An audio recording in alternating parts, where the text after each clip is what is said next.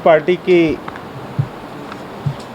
इस पत्रकार वार्ता में आप सभी सम्मानित साथियों का स्वागत है और आप सभी को प्रणाम।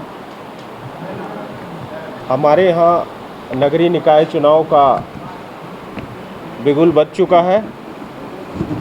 भारतीय जनता पार्टी सदैव की भांति भारतीय जनता पार्टी का झूठ का पुलिंदा खुल गया विकास का।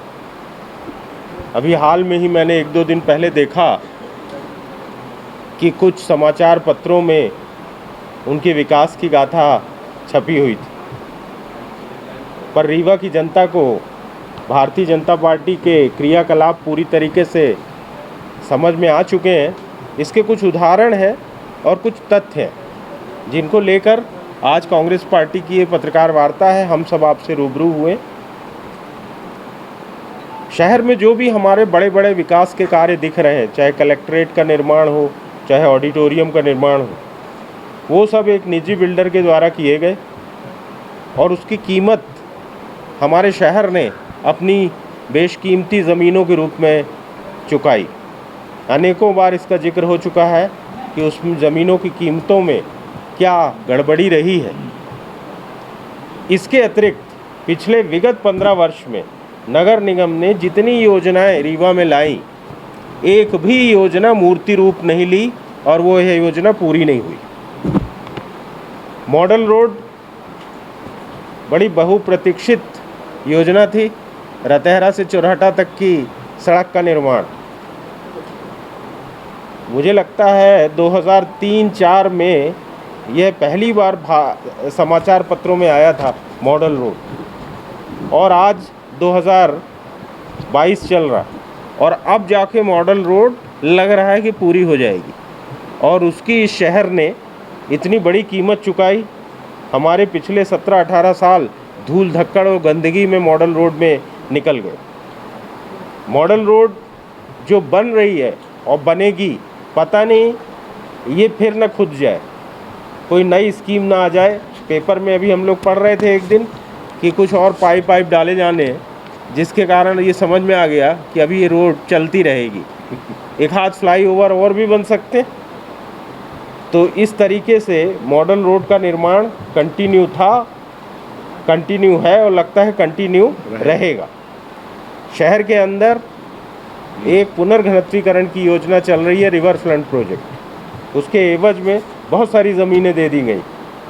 और रिवर फ्रंट कहाँ है?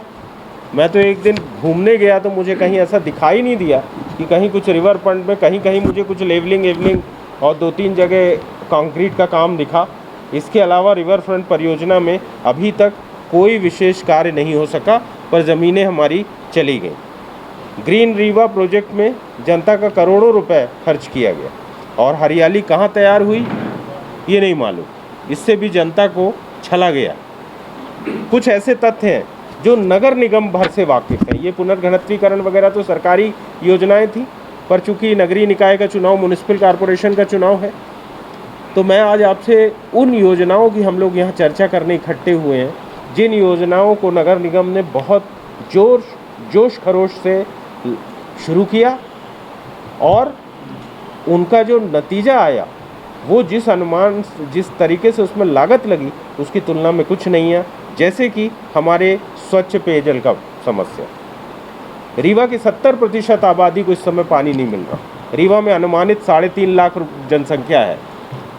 3.5 लाख जनसंख्या के हिसाब से हमारे यहाँ 55 MLD का वाटर ट्रीटमेंट प्लांट लगा हुआ है। 55 MLD का 24 टंकियाँ शहर में प्रस्तावित थीं, जिनके तहत उस जो ट्रीटमेंट प्लांट से जो पानी आएगा वो उन टंकियों के माध्यम से लोगों को मिलना था।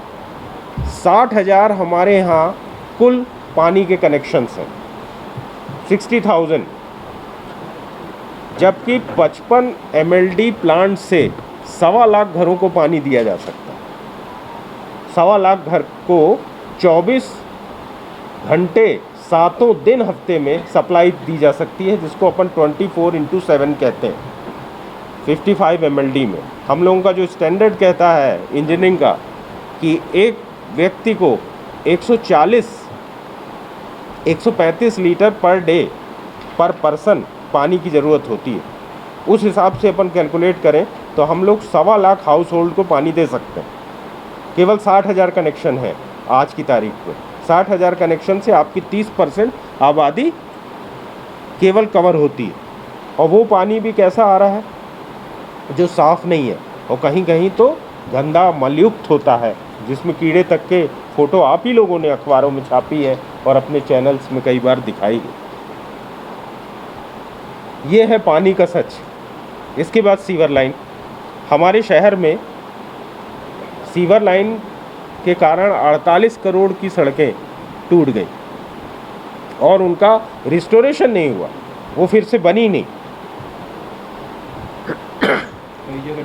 यह 2014 करोड़ का प्रोजेक्ट था। 2016 में इसको लॉन्च किया गया। 32 करोड़ रुपए के स्पन कंपनी को मोबिलाइजेशन एडवांस दिया गया। 36 करोड़ उसको भुगतान किया गया। अनुमानित 70 करोड़ रुपए उसको दिया गया और इसके बाद वो कंपनी भाग गई, उसका टेंडर निरस्त कर दिया गया। कुल उसको 716 किलोमीटर की पाइपलाइन बिछानी थी और 8 ट्रीटमेंट प्लांट लगाने थे। अगर इसको आप मैदान में देखें तो केवल 120 किलोमीटर में पाइपलाइन बिछी है और वो भी कितनी सक्षम है, कितनी सफिशिएंट है, वो किसी को नहीं मालूम। केवल 120 किलोमीटर की पाइपलाइन बिछाई गई। इसका मतलब है कि 120 किलोमीटर सड़कें तोड़ी आपने। और उन सड़कों की रिपेयरिंग कैसे हुई है, इसको अगर आप देखना चाहते हो तो जहाँ सीवर लाइन का काम हुआ है मोहल्लों में, वहाँ आप चले जाइए। वो सड़कें जो कंक्रीट की हमारी पार्षदों के प्रयास से बनी, नगर निगम के द्वारा। पार्षद जनता को वादा करते हैं, चुनाव जीतते हैं और उसके बदले में वो किसी तरीके से वो फंड लाते हैं और फंड ला के वो उस रोडों को बनाते हैं और उन रोडों को एक कंपनी ने आया, ध्वस्त किया और बिना बनाए चली गई। अभी क्या उसके खिलाफ FIR दर्ज हुई? क्या इसके खिलाफ कोई कार्यवाही की जा रही है? अभी तक कोई ऐसी कार्यवाही नहीं की गई। तीसरा प्रोजेक्ट है जल निकासी का। आप रीवा में 1 घंटा अच्छा पानी गिर जाए, रीवा में सब जगह पानी भर जाता है, पूरा जल भराव हो जाता है। ऐसा लगने लगता है बाढ़ जैसे हालात दिखने लगते हैं।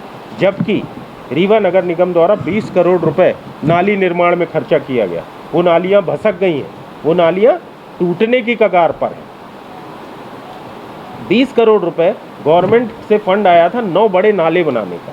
शहर के अंदर ऐसे बड़े नाले 9, जिन नालों से शहर की जल निकासी जो है वो अच्छी तरीके से हो सके। उन 9 नालों को राजनीतिक तुष्टीकरण के लिए, लोगों को खुश करने के लिए 22 छोटे छोटे नालों में बदल दिया गया। और वो 22 छोटे छोटे नाले जो हैं वो हमारे यहाँ की जल निकासी के लिए पर्याप्त नहीं है। यही कारण है हमारे यहाँ जल भराव का। इसके अतिरिक्त एक बहुत महत्वाकांक्षी योजना रीवा की थी, स्वीपिंग मशीन। आप लोगों ने इसके बारे में खूब न्यूज़ दी, खूब छापा। हमारे शहर में 2015 में 1,82,00,000 रुपए की स्वीपिंग मशीन खरीदी गई। कोई पूना की कंपनी थी, उसने खरीदी गई। विश्वास नहीं हुआ कि झाड़ू लगाने की मशीन 1,82,00,000 की होगी।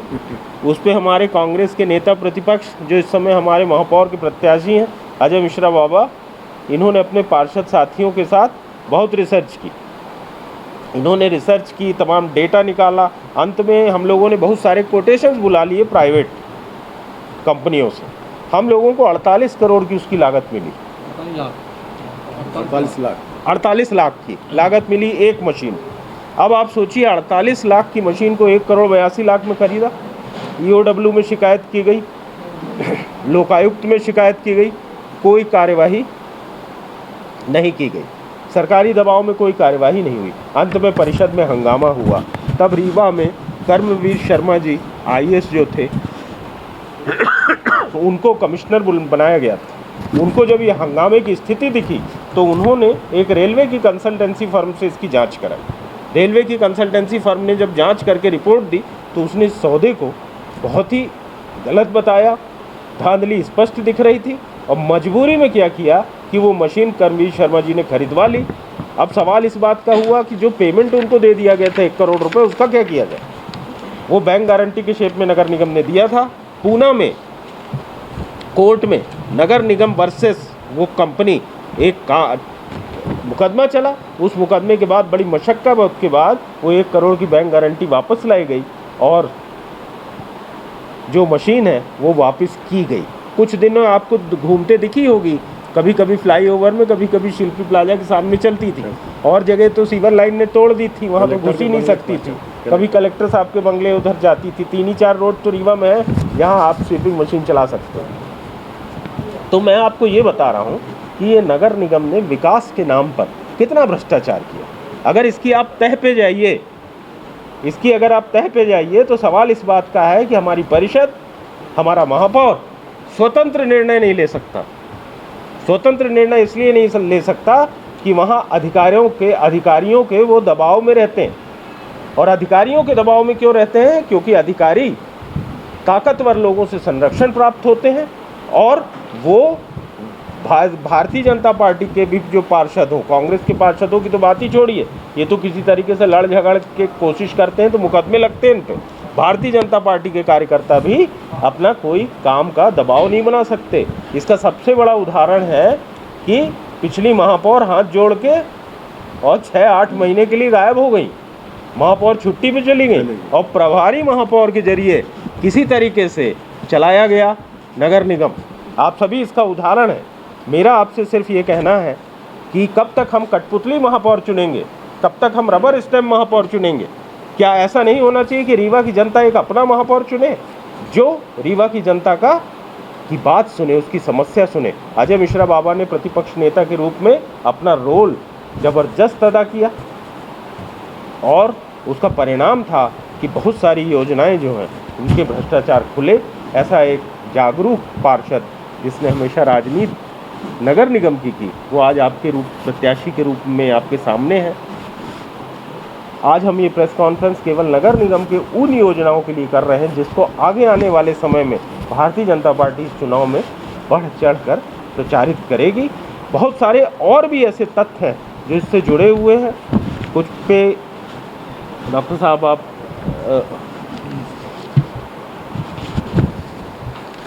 सभी को नमस्कार। पत्रकार बंधुओं को, अभी आपने हमारे वरिष्ठ कांग्रेस नेता आदरणीय इंजीनियर अध्यक्ष संपत जी की जितनी तकनीकी जो जानकारी है वो पूरी आपको दी गई है, और कांग्रेस पार्टी इस मुद्दे पर पूरी तरह से एकजुट है।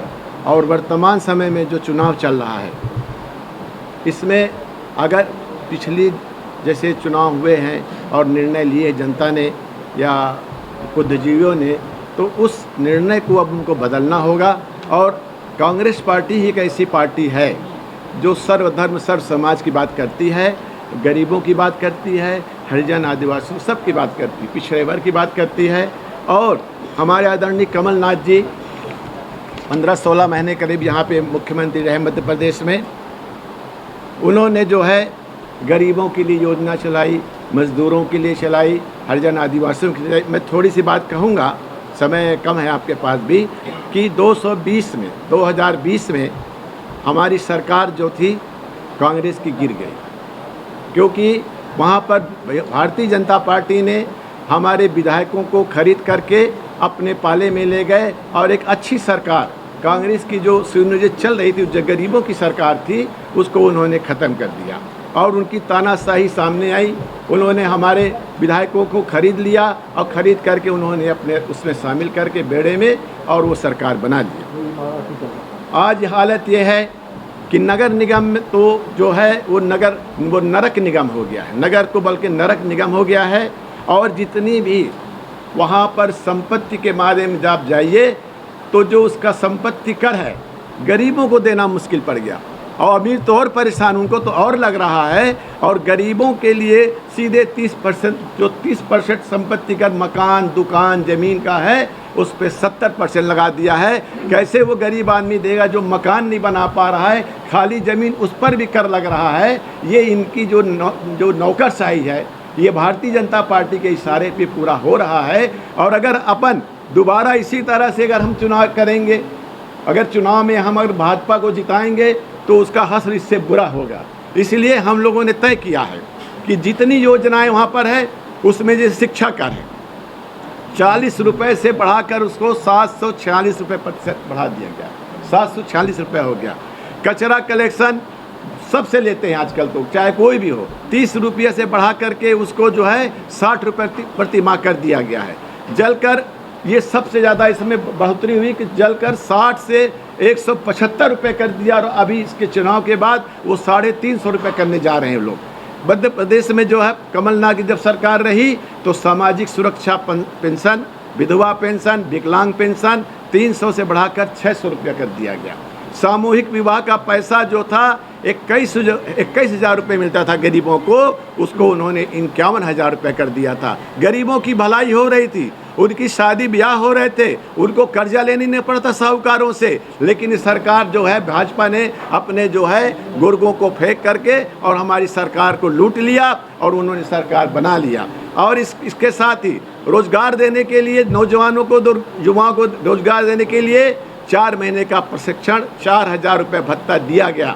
कांग्रेस शासनकाल में 100 यूनिट के लिए जो है 100 रुपये भुगतान लाइट का देना पड़ता है। बिजली की जो बिल है 100 यूनिट को है 100 रुपये तक दिया जाता था। लेकिन वहाँ भाजपा सरकार ने जो है इसको जो है बढ़ा दिया, और भाजपा का 100 यूनिट से 1 यूनिट भी ज़्यादा होने पर बिल को घरेलू 9 रुपया प्रति यूनिट कर दिया, वसूला जा रहा है। इस नगर पालिका चुनाव में यह मुद्दे जनता के बीच में और बहुत से मुद्दे हैं। संपत्ति कर तो बता ही दिया आपको मैंने। यहाँ हर चीज़ में जो है आप जन्म मृत्यु प्रमाण पत्र लेने जाइए तो उसकी फीस बढ़ा दी गई। आप कोई किसी की मंजूरी लेने जाए तो उस अच्छा नक्शों में और ज़्यादा वो किया उन्होंने। अब नक्शे का प्लाट का अलग, बिल्डिंग की अलग, इस सब करके उसकी जो है टैक्स जो है फीस जो है वो ज़्यादा बढ़ गई। अब तो गरीबों को मकान बनाना मुश्किल पड़ जाएगा।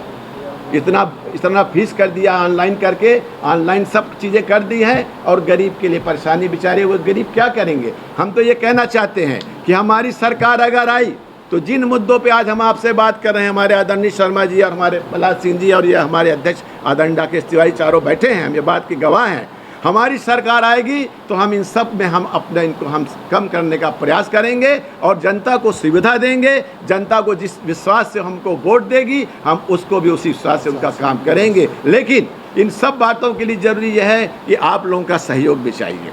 आप अगर सहयोग करेंगे तो हम लोग आगे जाके बढ़ेंगे। हमारी सरकार जब तक थी, आपने देखा है कि नगर निगम की सरकार एक बार बनी थी और सब लोगों को सुविधा मिली थी। उसके बाद 4-5 लगातार चुनाव हम हारते जा रहे हैं, क्योंकि यहाँ पैसे में चुनाव होता है। भारतीय जनता पार्टी के पास बड़ा पैसा, इफरात पैसा आ रहा है। वहाँ केंद्र सरकार भी पैसा देती है और यहाँ से भी मिलता है, प्रदेश से भी मिलता है। तो वो लोग पैसे में खेल खेलते हैं। और कांग्रेस पार्टी हमेशा ईमानदार रही है, गरीबों की मदद की है। कभी सांप्रदायिक दंगे करने का उनका कोई मन नहीं था। भाजपा सरकार में आती तो पहले हिंदू मुसलमान की बात करने लगती, आते साथ हिंदू मुसलमान कर करके इस देश को ख़त्म कर दिया, इस देश को नष्ट कर दिया। इस प्रदेश को जो है इन्होंने ख़त्म कर दिया, भाजपा के शिवराज सिंह चौहान ने। ये क्या चाहते हैं, इस देश में खाली कौन रहेगा, कोई निर्णय लेना पड़ेगा उनको ना।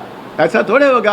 यहाँ पे सब लोग सर्व धर्म के लोग हैं, हिंदू मुसलमान सिख ईसाई सबको रहने का अधिकार है, उनको हटाया भी नहीं जा सकता। ये ऐसी पार्टी है। इसके लिए आप सबसे हमारा सहयोग हम मानना चाहते हैं, आपसे निवेदन करना चाहते हैं। आप लोग अपनी लेखनी में आपके बहुत दम है, आप चाहो तो सरकार को लिख करके ही पलट देंगे, उसको आगे आने की ज़रूरत नहीं पड़ेगी कुछ करने के लिए। आपसे हमारा निवेदन है, हम कांग्रेस पार्टी के सभी लोग आपसे निवेदन करना चाहते हैं कि हमारी पार्टी की आप मदद करिए, हमारे प्रत्याशियों की मदद करिए। हमारा अजय मिश्रा बाबा महापौर है, वो एक ऐसा प्रत्याशी हुआ है जो किसी के पास नहीं है। वो जब से है पार्षद, 3 बार का पार्षद, 4 बार का है, वो बराबर जनता के बीच में रहता है, जनता का काम करता है, जनता के लिए पूरा लड़ता है, जनता के लिए करता है। ऐसे प्रत्याशी को, महापौर जो प्रत्याशी हैं उनको जिताइए। और 45 वार्डों में हम आपको बताना चाहते हैं, ये पहली बार हुआ है कि हम 25 महिलाओं को कांग्रेस पार्टी ने वार्ड में घोषित किया उम्मीदवार।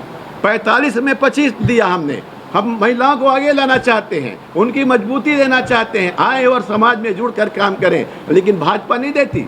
हम तो और 25 में, उसके बाद 9 हमने अल्पसंख्यक समाज से दिया, गरीबों को, हरिजन आदिवासी के साथ साथ मुसलमानों को भी 9 सीट हमें दी है। ये हमारी सोच है सरकार की, हमारी पार्टी की सोच है कि हम गरीबों को बढ़ाएं, मजदूरों को बढ़ाएं, किसानों को बढ़ाएं। सबके लिए किसानों की योजना हमारे लाए थे आदरणीय कमलनाथ जी, कहाँ रह पाए, वो रह ही नहीं पाए। तो हम आपसे निवेदन करना चाहते हैं, हम लोग जब हमारी सरकार अगर बनती है आप लोगों के आशीर्वाद से, तो हम लोग जो बात कह रहे हैं उससे आगे बढ़ के काम करने का प्रयास करेंगे। आदरणीय शर्मा जी, आदरणीय प्रहलाद सिंह जी और हमारे अध्यक्ष आदरणीय राकेश तिवारी जी हैं, ये सब समाज के लोग सर्व समाज के जाकर के लोगों से हाथ जोड़ रहे हैं, विनती कर रहे हैं कि एक बार आप ये सब छोड़ो, आप अगड़ा पिछड़ा हिंदू मुसलमान छोड़ करके आप योग्य व्यक्ति को जिताइए। और कांग्रेस पार्टी ने 45 वार्डों में योग्य व्यक्ति को दिया है, जो पार्टी के कार्य करते हैं, जो समाज के कार्य करते हैं, जो समाज के सुख दुख में रहते हैं, ऐसे लोगों को दिया है। मेरा आपसे निवेदन है, आप सब लोगों से निवेदन कि आप हम लोगों की इसमें मदद करें। धन्यवाद। प्रश्न पूछना चाहिए भारतीय जनता पार्टी से, जहाँ विघटन है और जहाँ परेशानियाँ है, यहाँ कोई विघटन नहीं है, कोई परेशानी नहीं है। अब पूछिए तो उनसे पूछिए भैया कि ये जो गांव से बयार चली है परिवर्तन की, हाँ। ये शहर में जब आंधी बनेगी, आंधी बनेगी, गांव से बयार चली है परिवर्तन की, ये शहर में आंधी बनेगी। बीजेपी का ये कहना है कि केंद्र में नरेंद्र मोदी के नेतृत्व वाली जो 8 साल की सरकार है, वो राज्य में शिवराज सिंह चौहान की जब से सरकार है, वो इन तमाम चीज़ों को वो स्थानीय मुद्दों में क्लब कर रहे हैं। मतलब वो जो विकास कार्य हुए हैं उनको निगम के चुनाव में वो प्राथमिकता से रखेंगे। आपके पास क्या काउंटर है, क्योंकि स्थानीय मुद्दे कितना प्राथमिकता में रहेंगे ये भी देखना बहुत ज़रूरी है। मुद्दे स्थानीय चुनाव में स्थानीय मुद्दे ही प्राथमिकता होने चाहिए और सदैव से रहें, सदैव से रहें। ऐसा नहीं है कि जिसकी सरकार प्रदेश या देश में है उसी की स्थानीय सरकार निर्वाचित होती हो। अगर स्थानीय मुद्दे प्रभावशाली नहीं होते, स्थानीय व्यक्तित्व का महत्व नहीं होता, तो वो परिणाम आपको ना मिलते पंचायती राज में। जो पंचायती राज में आपको परिणाम मिल रहे हैं, वो परिणाम सिर्फ इसलिए मिल रहे हैं, क्या वो लोकल चुनाव नहीं है? लोकल चुनाव है तब भी मोदी जी की सरकार, तब भी प्रदेश में शिवराज जी की सरकार। तो इन तमाम सरकार होने के बावजूद जिस तरीके से वहाँ नतीजे पलटे हैं, नतीजे यहाँ भी पलटेंगे। सुनने वाला कौन? केंद्रीय मंत्री के पुत्र के द्वारा किसानों के ऊपर बर्बरतापूर्ण व्यवहार किया गया, गोली चला दी गई। वहाँ आप देखिए ईवीएम के जरिए परिणाम क्या निकला। उस जिले का परिणाम देखिए, जाके लखीमपुर का उस जगह का परिणाम देखिए क्या हो रहा है। लोकतंत्र के हथियार तो यही है, धरना प्रदर्शन से गांधी को हथियार तो आप चलाएंगे नहीं। भारतीय जनता पार्टी को सत्ता से हटाना है।